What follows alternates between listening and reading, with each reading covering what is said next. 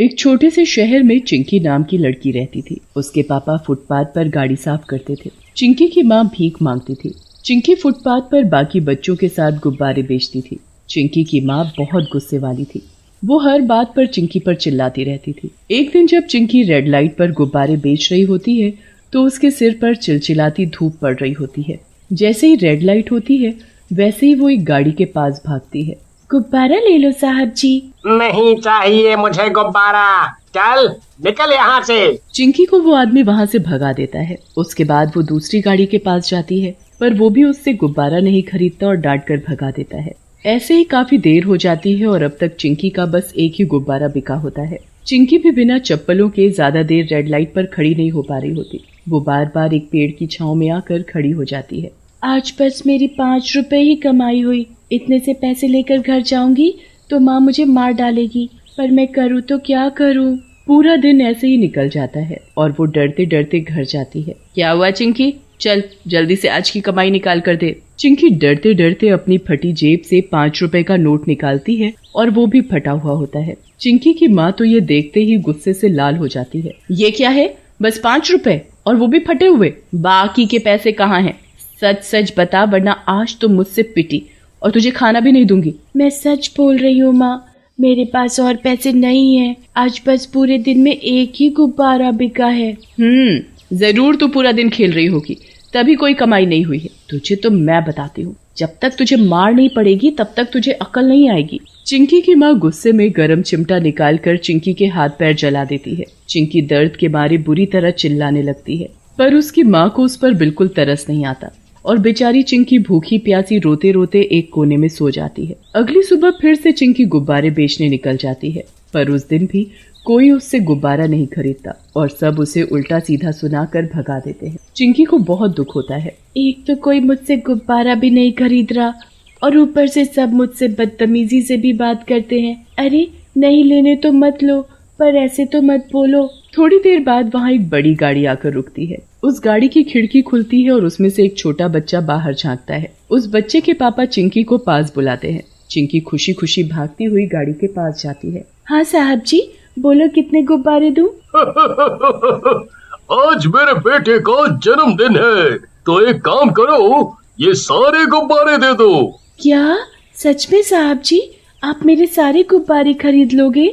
हाँ बोला तो, सारे गुब्बारे चाहिए। चिंकी सारे के सारे गुब्बारे उस बच्चे को दे देती है पर एक गुब्बारा अपने पास रख लेती है। जैसे ही वो उस आदमी से पैसे मांगती है वो आदमी गाड़ी चालू कर आगे बढ़ने लगता है। अरे साहब जी, मेरे पैसे तो दे दो, गाड़ी क्यों चला दी? चिंकी बोलती रह जाती है पर वो साहब उसकी एक नहीं सुनता और गाड़ी भगा लेता है। चिंकी बेचारी उसकी गाड़ी के पीछे दौड़ती है पर वो नहीं रुकता। चिंकी बेचारी बीच सड़क पर अपने हाथ में गुब्बारा लिए उस गाड़ी के पीछे चिल्लाती हुई भागती है पर वो गाड़ी काफी आगे निकल जाती है। चिंकी बहुत रोती है और जैसे ही वो वापस आने के लिए पीछे मुड़ती है तभी सामने से एक ट्रक बड़ी तेजी से उसकी तरफ आता है और उसे कुचल देता है। चिंकी खून से लथपथ सड़क पर मरी पड़ी होती है और उसके हाथ से उसका गुब्बारा हवा में उड़ जाता है। जब चिंकी के माँ बाप को ये खबर मिलती है तो उनको चिंकी के मरने का दुख ही नहीं होता। ऐसे ही कुछ दिन बीत जाते हैं। एक रात जब चिंकी की माँ सो रही होती है तो वहाँ चिंकी चुड़ैल के रूप में आती है और अपनी माँ को आवाज देती है।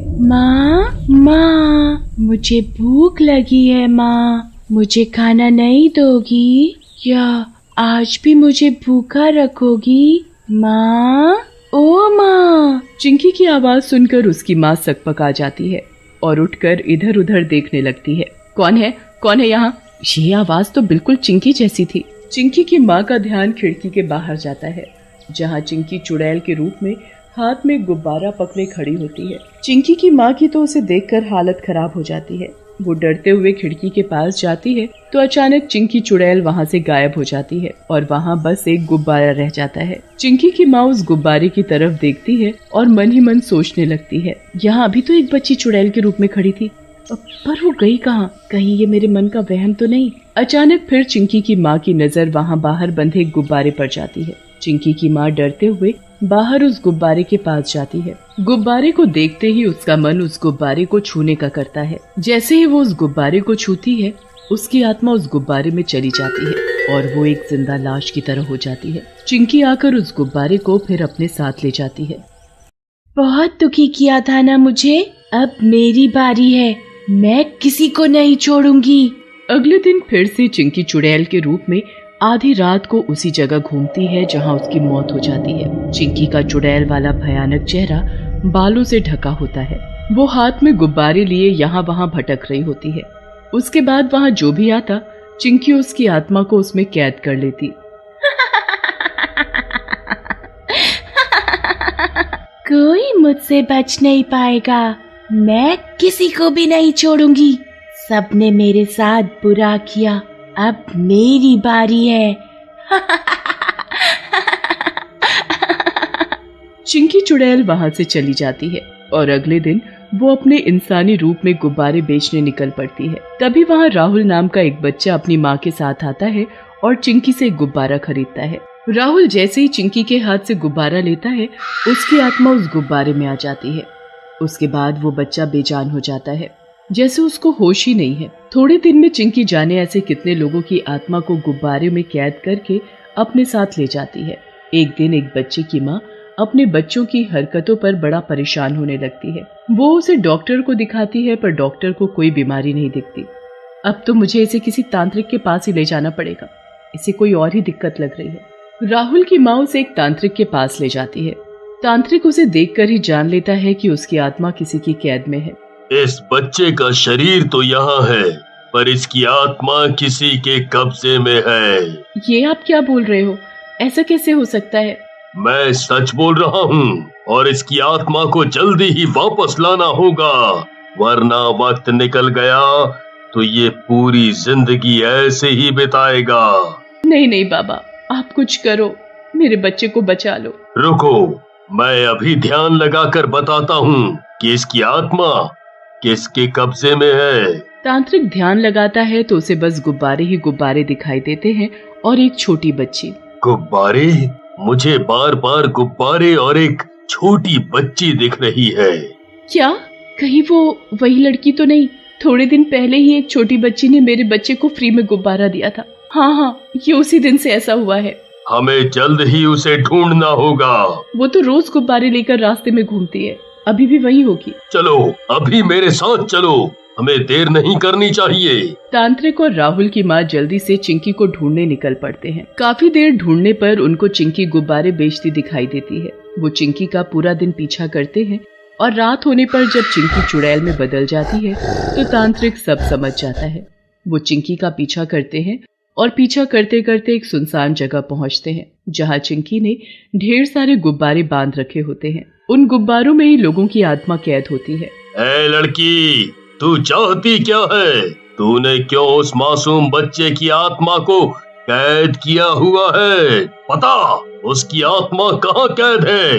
मैं उसे आजाद करने आया हूँ। उसकी ही नहीं, मेरे पास तो जाने कितने लोगों की आत्माएं कैद है, और मैं कभी नहीं बताऊंगी वो कहाँ कैद है। मैं सबसे अपनी मौत का बदला लूंगी, मैं सबको मार डालूंगी, सबको। तेरी मौत का बदला? कैसे हुई तेरी मौत? मुझे बता, मैं तुझे मुक्ति दिलाऊंगा। नहीं चाहिए मुझे मुक्ति, मुझे बदला चाहिए, बदला। हर किसी से बदला चाहिए, मेरे माँ बाप और हर इंसान से जिसने हमेशा मुझे दुत्कारा और मुझ पर कभी तरस नहीं खाया। मुझे मार डाला, मुझे मार डाला।